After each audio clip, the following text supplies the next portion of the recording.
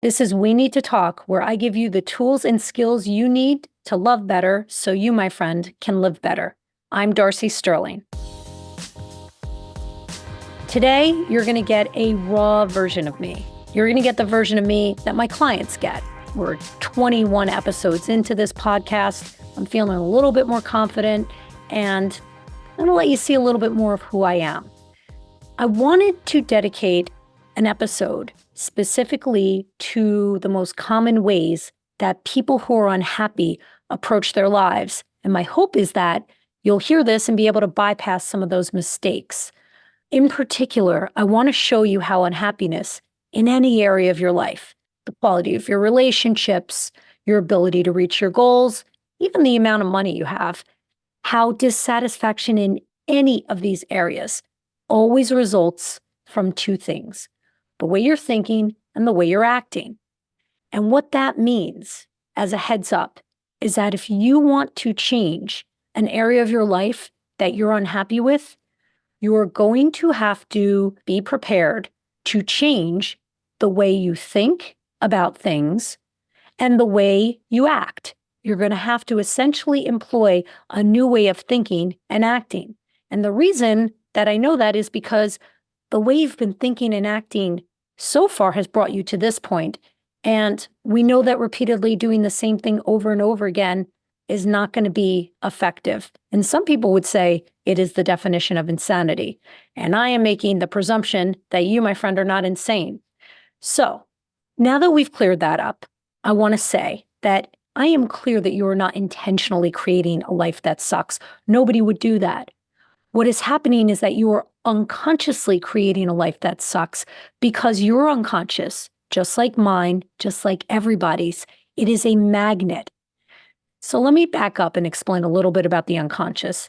I want you to picture an iceberg in the ocean. What you see of an iceberg is just the peak. The majority of that iceberg is under the water. You can't see that. Think of what you can see of an iceberg as your conscious thought, the thought that you have awareness of. What is below the water? That is all your unconscious thought.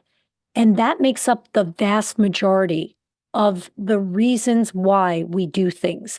All of which is to say, most of us are blithely unaware. And I put myself in this category as well. I have examined my life for more years than most people ever will.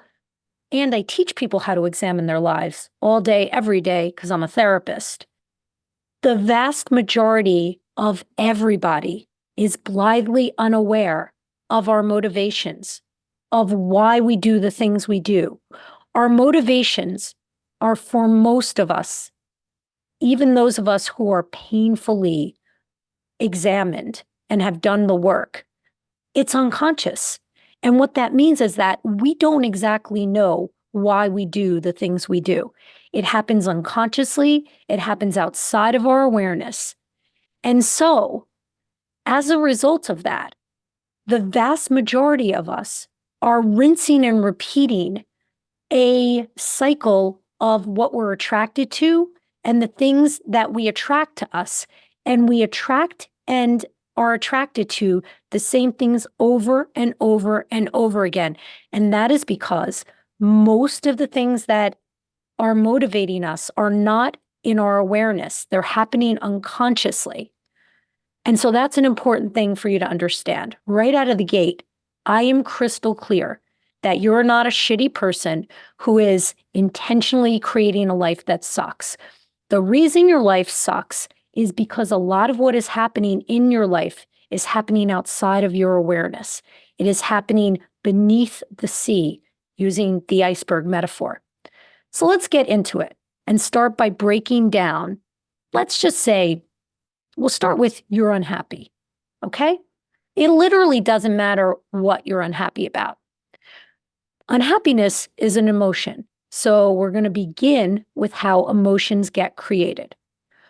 Because this is imperative. You need to understand what leads to unhappiness. Most people think that emotions are created by a two-part process. Something external happens to us, and it results in a feeling. That is untrue. That is not how emotions get created. Emotions are created by a 3-part process. Something external happens, that's step 1. Step 2, you attach meaning to that thing that happened. Step 3, you get an emotion. When I say you attach meaning to that thing that happened, let me try and give you an example. So right before Thanksgiving, Steph, my wife, and I were in a car accident. We were driving down a road in the left-hand lane, and an oncoming car, also in the left-hand lane, was, I don't know, we were doing 46, she was probably doing 40-something, and out of nowhere, she turns into us. So we had a combined collision of over 80 miles an hour. The car that we were driving was totaled. It was a brand new car. We had never even we didn't even have permanent tags on the car. We still had our temporary license plates. So my wife was driving. She saw it. She braced for it. So it rattled her quite a bit. But for some reason, I was in my own little world and I didn't see it coming. All I remember hearing from Steph is, "Oh my God, Darcy, we're going to crash." And as I looked up, suddenly every airbag was deployed and I felt like I was sucked into my chair, both by my seatbelt and swaddled by these airbags, like an astronaut is like strapped into their seat for takeoff. That's how I felt. So we get out of the car. We're both quite shaken up. It's a brand new car. My wife is bleeding from a head wound. I can't tell what is causing it. My phone is dialing 911 automatically, something I was grateful for. And I'm just basically trying to like get the ambulance there and get things in order. And I'm looking at the lady who hit us and she's not moving out of her car. And I say to Steph, you got to go check on that lady. Like I'm on the phone with 911. I'm explaining to them what we need. And Steph is like, "No, I'm not going to check on that lady. She hit us out of nowhere." Steph is like literally pissed off at this woman. She is pissed off at this woman. And I'm saying this with her consent because this woman is not paying attention and hits us out of nowhere. Like we had the right of way. There was no blinker. She didn't brake. She just came right into us. So Steph is pissed off at her because she's like, "No, that woman was careless." So that creates an emotion in my wife of anger. I, on the other hand, am somebody who believes that accidents are going to happen throughout life, and we're just lucky if we get out of them okay. I think statistically speaking, people have a certain number of accidents that they're going to endure throughout their lives in a car, and you're just lucky if you get out of them okay, because I happen to be related to people who did not get out of accidents okay. So we had the exact same event, but my wife comes out of that event or in the event is angry, and I am concerned because we attach different meaning to the same event. So when I say to you, step 3 is you have an emotion, but it is all connected to step 2, which is something external happens, that's step 1. Step 2, you attach meaning to that thing. Step 3, you have an emotion.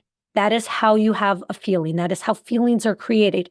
That is how Steph and I had the exact same experience and felt very differently about it. I want you to pay attention to that second step. That second step, that is your superpower. The meaning that you attach to things, that is all within your control. And that's what I want to focus on today, the things that are within your control. Because bad things happen, all of us. None of us escape life without emotional pain. And when bad things happen to us, our natural inclination is to reflect on why the bad thing happened, and we emerge from that with a takeaway, a learning, which is in the form of a belief. Here's another, that kind of is the example, but here's just like a benign example. I'm a little girl, I'm on the playground, it's recess, and I want to play with the popular girls who are all doing gymnastics. And when those girls are mean to me, I walk away from that experience thinking that popular girls are mean, or pretty girls are mean, or girls in general are mean. The point is that I walk away from that situation with a belief that is intended to keep me from feeling pain again. If I expect people to be mean, I won't be blindsided the next time it happens, and it won't hurt as much. Our beliefs, for the purpose of this conversation, they are synonymous with meaning, the meaning that we attach to events. The meaning that we attach to those bad things that happen, which most of us do at an age when we were entirely too young, when most of us don't have enough life experience to land on useful takeaways, that meaning creates our belief system. And it is our beliefs that create our emotions and our lives. Going back to the example of this car accident that I had with Steph, she emerges from that very angry. I emerge from that feeling grateful. How did those two things happen? I can assure you I am not a better person than my wife. I just have a different way of viewing things. And part of how I have emerged from car accidents is with the belief that everyone has a certain number of car accidents in their life. And you just have to hope that you come out of it okay, which is how I came out of that feeling maybe even a little relief and gratitude. But Steph had never been in a car accident before, not one where another car was involved, I don't think, and not one where she wasn't at fault like this one. Today, I want to talk about the belief that is the most common cause of unhappiness, and that is the belief that bad things just happen to you and that you're not responsible for the impact that those things have on your life. Now, people with this belief system think that the bad things that happen to them are other people's fault or some other thing's fault. And when you have this belief system, it's very easy to not examine those things that happen to you, to not question what your role in those bad things are. Because even if you're powerless to change the bad things that happen to you, I promise you that those same bad things, they happen to other people too, and not everyone is gutted by them the way you are. Which brings me back to the meaning that we attach to things. When all else fails, you have control over the meaning that you attach to things. Because one thing is for sure, you will never improve your life if you continuously blame outside circumstances for your life. So it is imperative that you begin by accepting this principle. It is the most basic ingredient for change. And that is that whether you're aware of it or not, you are creating the things that are happening in your life. So of course, we did not cause that car accident to happen. But we each have a choice in the meaning that we assign to that accident. And that meaning is going to leave each of us with a different feeling. Look, most things in life, we play a role in them happening to us. It's very unusual that you have a situation where something is literally outside of your control. But in those experiences, in those instances where we have no control, we can absolutely take control by choosing the meaning that we attach to what's happening. And people with this belief system tend to feel that no matter what they do in life, no matter what changes they make, nothing's going to change.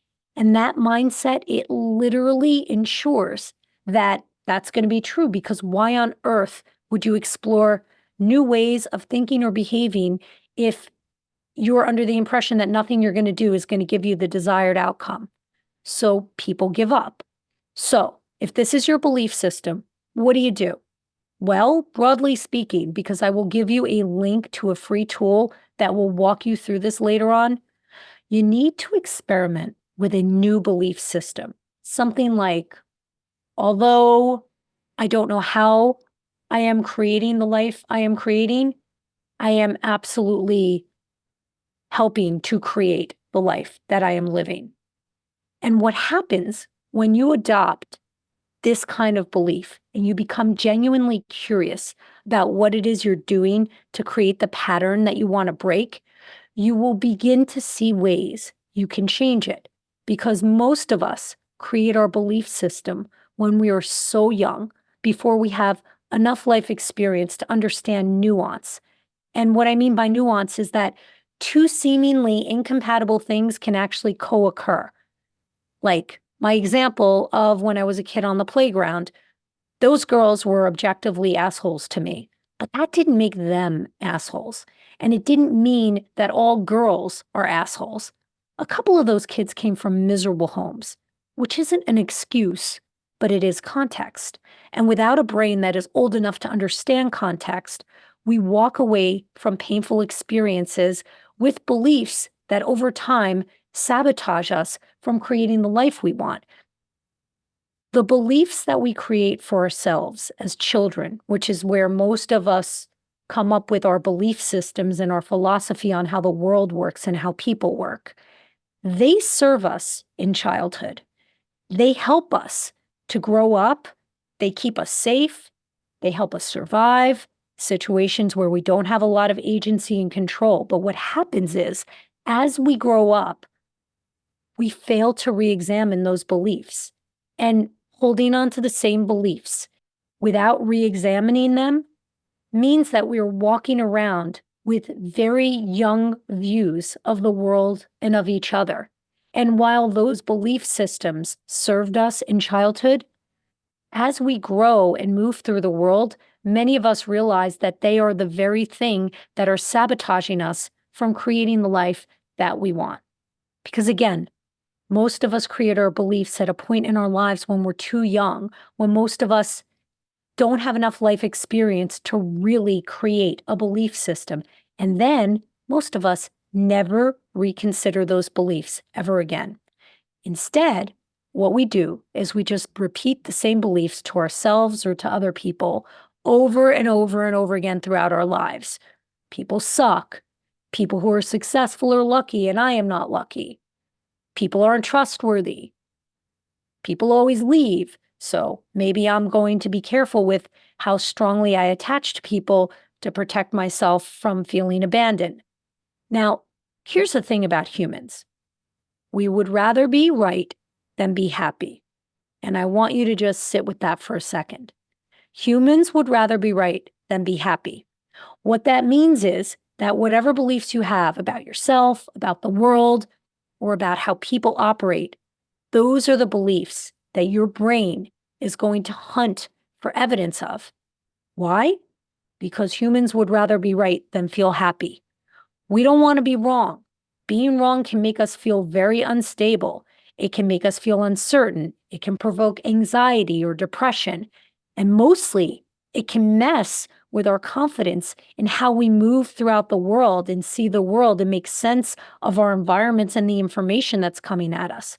So, to feel sane, our brains operate like little GPS systems, honing in on our daily interactions for proof that the world is the way we think it is. And what that means is that even if a person or a situation isn't acting in accordance with your belief system, you may unconsciously provoke them to act that way, or you may just think that they're acting that way when they are not. And you do this. We all do this without meaning to. It happens unconsciously. We wind up acting in ways that unintentionally provoke the very outcome that we don't want. We act in ways that people with different belief systems would not. They would act differently. And that is how, unknowingly, you create more of what you don't want. Each additional negative experience confirms your incorrect belief about the world, which creates a vicious cycle of negativity until you have a mountain of evidence why your belief is not irrational, but true. So, here's what I want you to do. I want you to pick an area of your life that you're unhappy with. Pick from the big three. Choose either health, relationships, or career. The next part is a little tricky because I need you to uncover the beliefs you have about that area in your life. And that's very difficult to do, especially alone. So I am going to give you access to a tool of mine, and I'm going to link it in the show notes. The tool will help you to uncover this. The tool has 3 parts.